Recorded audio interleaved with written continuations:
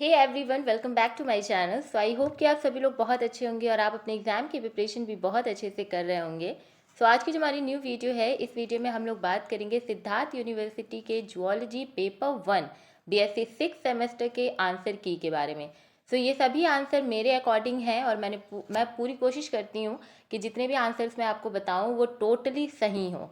Okay, तो चलिए आगे बढ़ते हैं। और मैं वीडियो स्टार्ट करने से पहले सिर्फ इतना ही कहूँगी कि आज के जितने भी क्वेश्चंस थे, अगर किसी ने पेपर 1 मुझसे टोटल पढ़ा होगा, मुश्किल से 25 से 27 वीडियो अगर देखी होगी अपने 6 सेमेस्टर के लिए, इंक्लूडिंग द एमसीक्यूज ऑल्सो, तो आपका पेपर बिल्कुल हलवा क्लियर आया है, बिल्कुल हलवा। ओके, और आप उसे हलवा क्लियर करके आए होगे। चलिए आगे बढ़ते हैं और लास्ट तक वीडियो देखिएगा, बिकॉज लास्ट में हमें कुछ आपको बताना है, कुछ दिखाना है, ठीक है? तो लास्ट तक वीडियो जरूर देखिएगा। अब चलते हैं, क्वेश्चन को सॉल्व करते हैं और पता लगाते हैं कि आपने अपने पेपर में कितने क्वेश्चन सही किए हैं। Okay, so the very first question जो आपके पेपर में आया है वो है, which of the following gases was not use by Stanley Miller in his experiment. Okay, तो जो ऑक्सीजन गैस थी उसका यूज़ हमारे स्टैनले ने नहीं किया था। अगर देखो, अभी सिद्धार्थ यूनिवर्सिटी का पेपर देखो भाई, यहाँ हाइड्रोजन दिया है, यहाँ H2 दिया है। अब बच्चे कंफ्यूज हो जाएंगे ना, ऐसे नहीं करना चाहिए। यहाँ पर आपने NH3 लिखा हुआ है, यहाँ पे NH लिखा हुआ है हिंदी इंग्लिश में, तो ये चीज़ें नहीं करनी चाहिए। But the correct answer is your oxygen.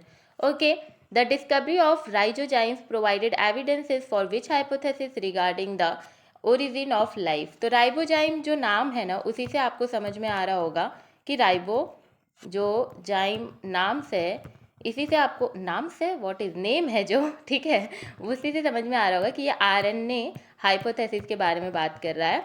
ठीक है, so the right answer of this question is your RNA world hypothesis. Theory of origin of life was propose by, इससे आसान कुछ हो सकता है क्या? Darwin. Lamarckism is also known as, बहुत ईजी क्वेश्चन था, inheritance of acquired characteristic. Lamarck's theory of evolution was criticized for lacking which of the following, तो यहाँ पे all of the above होगा। ठीक है, जितने भी यहाँ पर दिए हुए ऑप्शन वो सभी के सभी। Which type of selection involves the process where organisms better adapted to their environment are more likely to survive and reproduce? So the right answer is your natural selection. ठीक है, what did Lamarckism propose happens to body part that are not used by an organism? तो दे weaken eventually, वो एक तो कमज़ोर हो जाते हैं जिनका हम यूज़ नहीं करते हैं, और फिर वो डिसअपियर हो जाते हैं। What is the process by which human selectively breed animal with desirable trait call? तो इसे हम आर्टिफिशियल सेलेक्शन कहते हैं, क्योंकि हम आर्टिफिशियली ह्यूमन क्या कर रहा है, अपने हिसाब से एनिमल में जो कैरेक्टर उसको चाहिए उसका वो ब्रीडिंग करवा रहा है ना, एनिमल्स में। Darwin's theory of evolution by natural selection was presented in which of his work? बार बार मैंने जब पढ़ा रही थी तो मैंने बोला था कि इसे याद रखना, इसे याद रखना, और देखो आ ही गया। यहाँ जितने क्वेश्चन आए हैं ना, अगर आपने मुझसे पढ़ा होगा तो आपके 100 आउट ऑफ 100 क्वेश्चन सही हो जाएंगे। ठीक है, चलिए, what does sexual selection focuses on in terms of trait? तो टर्म ऑफ ट्रेट पे आप कैसे, लाइक सेक्सुअल सिलेक्शन क्या कहलाता है, आपसे ये पूछा जा रहा है। So the answer is trait that increases mating success. Okay, 11th question है, which of the following is not a factor considered in the modern synthetic theory of evolution? तो आपको एक्वायर्ड ट्रेट जो है वो पता होना चाहिए कि this was not included in our modern synthetic theory of evolution. 12th, modern synthetic theory of evolution is also known as neo Darwinism theory. मैंने ये लाइन पूरी स्टेटमेंट लिख करके आपको दी हुई थी। Genetic variation in population is primarily caused by mutation and genetic recombination. बार बार मैंने बताया था कि वेरिएशन म्यूटेशन से आता है, जेनेटिक रिकॉम्बिनेशन से आता है। Okay, what is called the when two species triggers evolutionary changes in each other? को इवोल्यूशन, मैंने पढ़ाया था ये और क्वेश्चन भी इस पे सॉल्व कराया था। Which of the following is an example of divergent evolution? तो एनालॉगस। बहुत बच्चे इस पे बहुत, सॉरी एनालॉगस नहीं होगा, ये होमोलॉगस होगा। ठीक है, बहुत बच्चे इस पर कंफ्यूज रहते हैं कि homologous is related to your divergent and analogous is your related to convergent. तो मैंने इसको बहुत ही आसानी से याद किया था, एसी याद कर लिया था मैंने। ठीक है, जो एयर कंडीशनर होता है मैंने वो याद किया था कि जो एनालॉगस ऑर्गन्स होंगे वो हमेशा ही आपके कन्वर्जेंट जो इवोल्यूशन है उससे शो करेंगे। तो अभी आने वाले जिन बच्चों का पेपर होने वाला है वो हमेशा याद रखिएगा एसी। और अगर आपको पूरी तरीके से पूरा स्टेटमेंट याद रखना है तो मैंने आपके लिए बनाया भी है कि होम तक, ठीक है, होम तक ड्राइवर एसी में आया। ठीक है। तो आपके घर की कोई गाड़ी है, उसमें उसको वो ड्राइवर चलाता है, तो वो आपके घर तक जो है ना एसी को, सॉरी, आपकी कार में एसी चला के वो घर तक ड्राइव करके लेकर आया हुआ है ना। तो होम मतलब क्या कि homologous is related to your divergent evolution and analogous is related to your convergent. तो इस लाइन को याद रखिएगा सो डैट मेरे जो अभी बच्चे हैं जो पेपर देने वाले हैं वो पूरी तरीके से पेपर फोड़ के आए। यहाँ से अपनी गलतियों को सीख लीजिएगा कि क्या मुझे कैसे तैयार करके जाना है, किन ट्रिक्स को लेकर के जाना है, सो डैट मेरे पेपर्स जो हैं वो ईजिली हो जाए। विच of the following is best describe micro evolution, मैंने बताया था छोटे पैमाने पे, छोटे स्केल्स पे जो आपका इवोल्यूशन होता है। So the answer of this question is the process of genetic, नहीं जेनेटिक ड्रिफ्ट नहीं होगा, सॉरी, वेट अ मिनट, हाँ, the process of genetic drift in a small population जो है यही आपका आंसर हो जाएगा। ठीक है, the process of genetic drift in small population. ठीक है, macro evolution is concern with, तो मैंने बताया था कि मैक्रो इवोल्यूशन में बहुत बड़ी बड़ी क्लासेस बन जाती हैं, फैमिलीज बन जाती हैं, और देखो न्यू स्पीसीज बन जाती है, और वही आपका क्वेश्चन आया हुआ है। 18th क्वेश्चन है द हार्डी-विंगबर्ग इक्विलिब्रियम, बहुत इजी क्वेश्चन है, इक्वेशन पूछा है आपसे। विच of the following forces of evolution result from random change, मैंने बताया था रैंडम इवेंट से क्या होता है, जेनेटिक ड्रिफ्ट, मैंने पूरी लाइन पढ़ाई है आपको। व्हाट इज म्यूटेशन, फिर से परमानेंट एंड, अच्छा जब मैं म्यूटेशन पढ़ा रही थी, एक बात बताओ, जब मैं म्यूटेशन पढ़ा रही थी तो मैंने इस चीज़ पे बहुत ही ज़्यादा, मतलब ये होता है ना, आपको फोकस करवाया था कि परमानेंट याद रखना है ना, मैंने फोकस कराया था। जाना, अभी भी अगर नहीं देखी होगी म्यूटेशन की वीडियो, जाना देखना। जब मैं म्यूटेशन पढ़ा रही थी मैंने वहाँ पे परमानेंट चीज़ पे ना, जो परमानेंट वर्ड लिखा था, मैंने बहुत फोकस कराया था कि भाई बाबा देख लो यहाँ पे परमानेंट लिखा हुआ है, टेम्पररी चेंज नहीं है, परमानेंट चेंज है, मैंने बोला था ना। और देखो, आई डोंट नो मेरी वीडियो से ही क्वेश्चन बन जाते हैं क्या कोई बात नहीं, जहाँ से भी क्वेश्चन बने आपका फ़ायदा होना चाहिए। Who was the first person to propose the theory of mutation, Hugo de Vries. ठीक है, what is the significance of mutation in evolution, तो जेनेटिक वेरिएशन लेकर के आते हैं, है ना। What is following not condition for Hardy Weinberg equilibrium, अच्छा सच सच बताना, हार्डी-विंगबर्ग इक्विलिब्रियम मैंने आपको कितनी बार बोला था कि ये 5 चीज़ें याद कर लो और इक्वेशन याद कर लो, फिर तुम्हें हार्डी-विंगबर्ग की थ्योरी में तुम्हें कुछ नहीं याद करना है, केवल ये 5 स्टेटमेंट नो नो लगा करके याद कर लो। अभी वो नो नो लगा के मैंने कौन सा तुम्हें याद करवाया था, नो म्यूटेशन, ठीक है, no gene flow, no no mutation, no gene flow, no natural selection, very large population size and random meeting. मैंने बोला था ना, ये कितनी बार याद कराया था, और देखो क्या लार्ज पॉपुलेशन साइज बोला मैंने, हाँ, नो म्यूटेशन बोला, हाँ, रैंडम मीटिंग बोली, हाँ, लेकिन कांस्टेंट माइग्रेशन इंडिविजुअल बोला नहीं। तो कांस्टेंट माइग्रेशन इंडिविजुअल जो है, this is your right answer, क्योंकि यहाँ पे नहीं पूछा है कि कौन सा है जो हार्डी इक्विलिब्रियम जो है उनकी कंडीशन को फुलफिल नहीं कर रहा है। ओके, चलिए 24th है what process describe formation of new species, तो स्पेशिएशन नाम से ही समझ में आ रहा है। Natural selection acts on population, जनसंख्या पे। The wing of bat and bird which have, अब इस लाइन को समझो, विंग ऑफ बैट है, विंग ऑफ बर्ड है, मतलब पंखे हैं पक्षियों के और चमगादड़ के, ठीक है, जिनका स्ट्रक्चर डिफरेंट है लेकिन वो काम सेम ही चीज़ के लिए आ रहे हैं, डेट इज उड़ने के लिए आ रहे हैं। So what is the right answer of this question, तो 26 का आंसर हो जाएगा analogous. What are analogous are organs, देखो एनालॉगस ऑर्गन, होमोलॉगस ऑर्गन, याद रखना है, होमो मतलब होता है सेम, तो यहाँ पर हो जाएगा सेम स्ट्रक्चर, और यहाँ पे हो जाएगा डिफरेंट स्ट्रक्चर। यहाँ सेम स्ट्रक्चर है डेट्स वाई डिफरेंट काम होगा, यहाँ डिफरेंट स्ट्रक्चर है डेट्स वाई यहाँ पे सेम काम होगा। तो सेम यहाँ पे डिफरेंट स्ट्रक्चर है कि आपके wings of bat and wings of bird, जिनका स्ट्रक्चर डिफरेंट है लेकिन वो सेम काम कर रहे हैं, डेट इज उड़ने का, तो वो हमारे एनालॉगस ऑर्गन हो जाएंगे। And analogous is related to your convergent condition, ठीक है, इवोल्यूशन, ओके, कंडीशन मैंने बोला इवोल्यूशन, ठीक है। चलो आगे बढ़ते हैं, यहाँ आंसर हो जाएगा analogous. The change in colour of peppered moth in response to industrial pollution is called natural selection, nature के ही वजह से हो रहा है। Which of the following is an example of homologous organ, मैंने क्या बताया, होमोलॉगस ऑर्गन का same structure different function same origin, ठीक है। अब पता लगाओ इसमें से कौन सा है, तो 28 का आंसर हो जाएगा flipper of dolphin and 4 limbs of horse, ठीक है। विच फॉसिल इज कंसिडर्ड, आहा कितनी बार मैंने आपको चिल्ला चिल्ला के बताया था आर्कियोप्टेरिक्स कनेक्टिंग लिंक है, उसके अलावा भी मैंने आपको सॉल्व कराए थे, है ना। विच of the following is an example of vestigial, बहुत आसानी से पढ़ाया था और एफर्टलेसली आप पेपर सॉल्व करके आ सकते हो अगर आप मुझसे पढ़ के गए हो ना। ऐसे ही आप यूं ही बैठे बैठे अच्छा ये ओहो इसका तो ये आंसर होगा, अच्छा ये क्वेश्चन इसका तो ये आंसर, एफर्टलेसली आप अपना पेपर सॉल्व कर सकते हो, मैं सच बता रही हूँ। लेकिन अगर आपने पढ़ा होगा तो vermiform appendices is the right answer. Which of the following is scientific study of fossil, palaeontology. अगर यहीं पे पैलेंटो बॉटनी एक होता है तो वो बॉटनी के जब हम फॉसिल्स की बात करते हैं तो वहाँ पे हम उसे बोलते हैं पैलेंटो बॉटनी, ठीक है। What is the process more likely to result in fossilization when an animal dies left exposed to the elements, ठीक है। चलिए, which type of fossilization process involves mineral replacing petrified में होता है, ठीक है। रिप्लेसमेंट जो है, कॉप्रोलाइट्स क्या होते हैं, फॉसिलाइज्ड फीसेज होती हैं, जो फीसेज ओके वेस्ट मटेरियल होता है। What dating method relies on decay of radio active isotope in mineral, तो radiometric dating. What is the earliest known ancestor of the horse living approximately 50 million years ago and resembling a small dog? Same statement मैंने पढ़ाई है, Eohippus, that is Hyracotherium, मैंने पढ़ाया था ये। Which scientist composed the biological species concept? Ernst Mayr, पूरी sentence I है। BSC is particularly useful for which type of organism? Sexually reproducing organism. Which mode of speciation occurs when population are separated by geographical barrier? सच बताना, दिल खुश हो जा रहा है, मेरा पेपर देख के दिल खुश हो गया भाई, इतना अच्छा पेपर। एलोपैट्रिक स्पेशिएशन, ठीक है। What is the main factor that drive allopatric speciation? Geological isolation.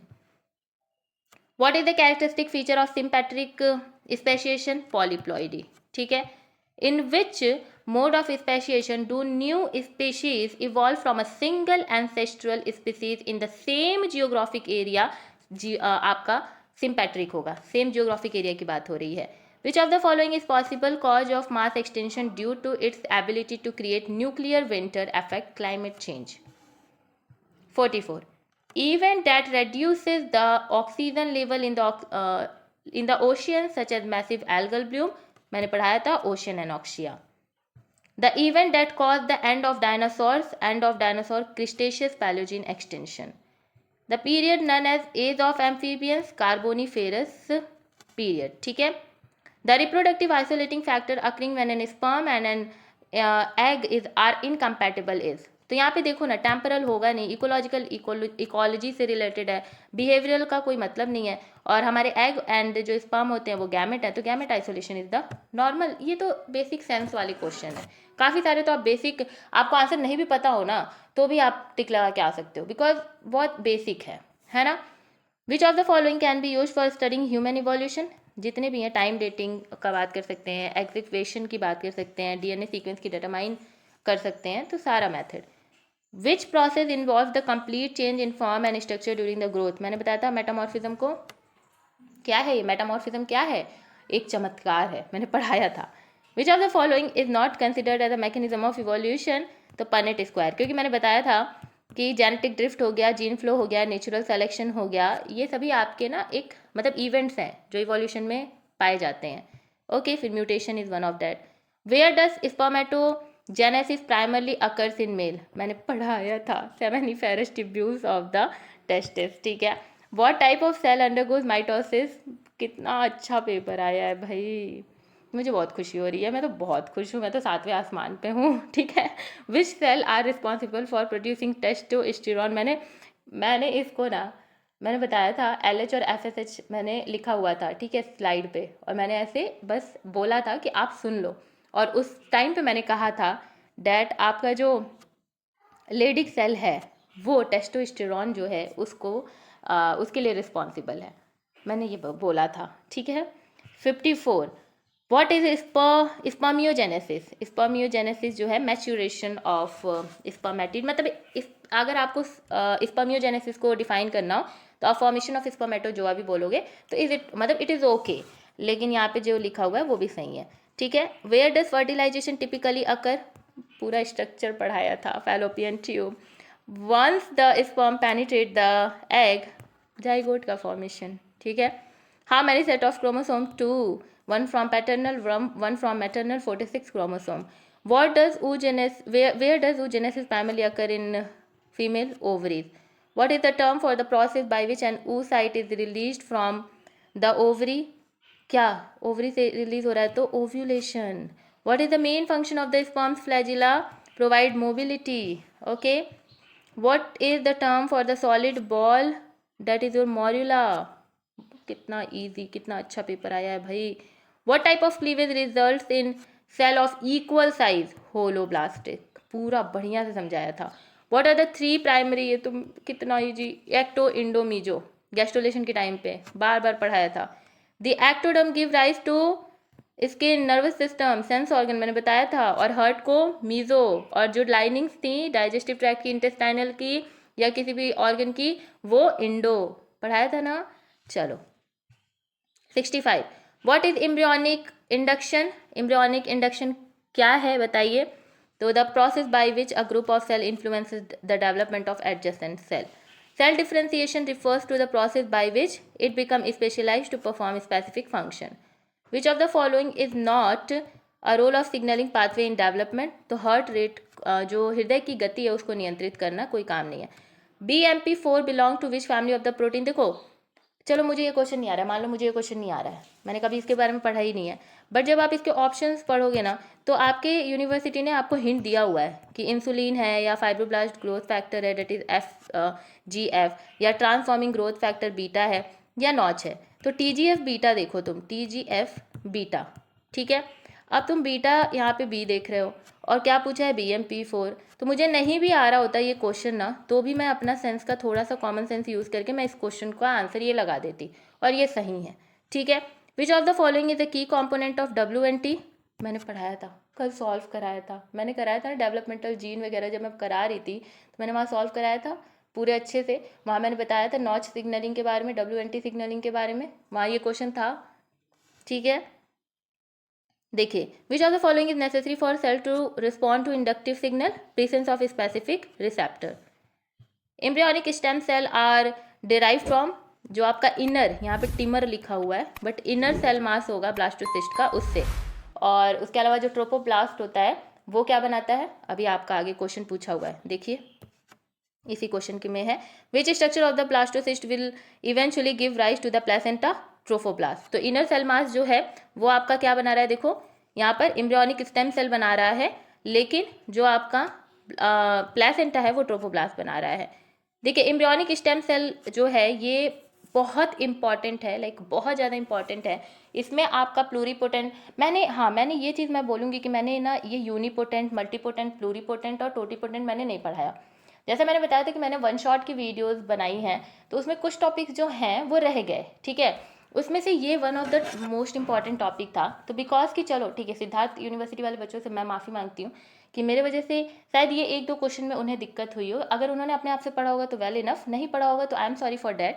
लेकिन हाँ, अभी जिन बच्चों का एग्जामिनेशन होने वाला है मैं उनसे ये प्रॉमिस कर रही हूँ कि मैं आपको टेलीग्राम पे ना इनके नोट्स भेजूंगी और आप केवल इसके एग्जाम्पल देख के जाना. जैसे एम्ब्रियोनिक स्टेम सेल जो है ये किसका कैरेक्टरिस्टिक है, तो 72 का आपका आंसर हो जाएगा, दैट इज़ योर प्लूरीपोटेंट. तो ये बहुत इंपॉर्टेंट है. लास्ट में भी आपसे एक क्वेश्चन पूछा गया है जहाँ प्लूरीपोटेंट का एग्जाम्पल पूछा गया है, तो एग्जाम्पल आपका एम्ब्रियोनिक स्टेम सेल है, तो मैं इसका एग्जाम्पल आपको भेज दूंगी.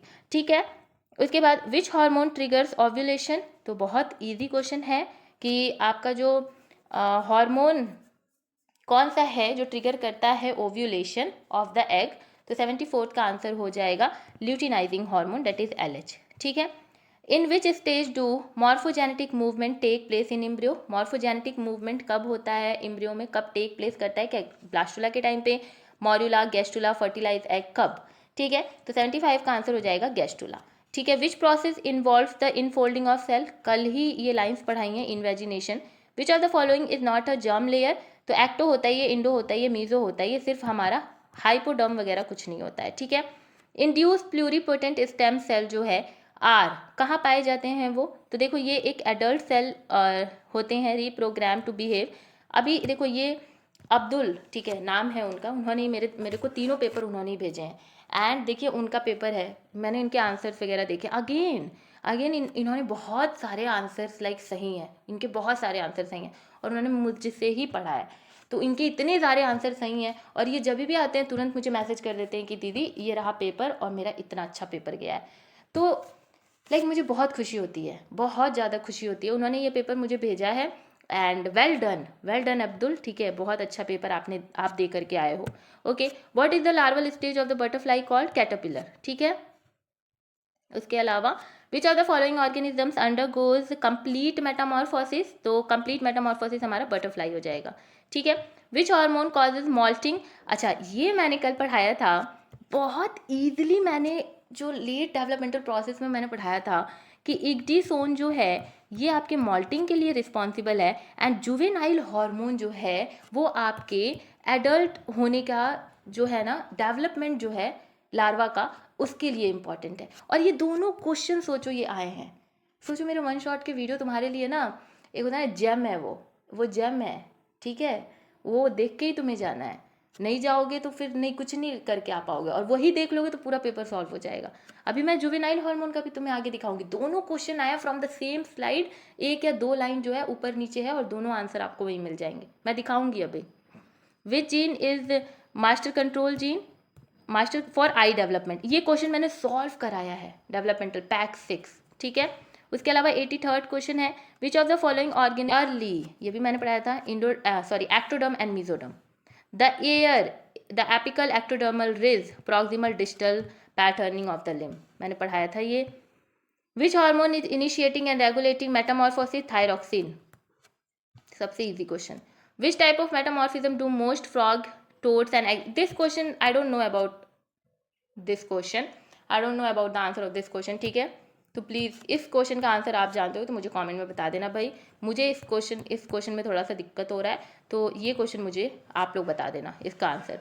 What does neoteny refers? Retention of larval, ये पहले BSc थर्ड का जब पेपर हुआ करता था ना, जब एनुअल वाला होता था, तो neoteny was like the most popular topic जो बच्चों से पूछा जाता था एग्जामिनेशन में, सब्जेक्टिव वाले पेपर में।